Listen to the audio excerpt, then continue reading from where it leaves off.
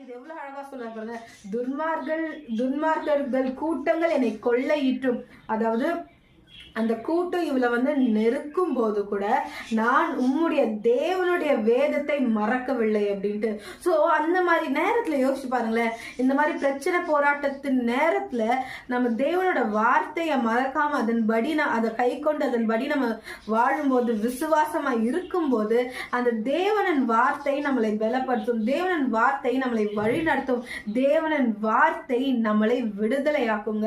இதே இதுக்கு தாங்க கோலியாத்தை எதிர்த்து போகும்போது சொல்றான், நீயோ ஈட்டியோ பட்டயத்தோட வர, ஆனா நான் தேவனின் கர்த்தருடைய நாமத்தை தரித்து கொண்டு வருகிறேன் அப்படின்ட்டு.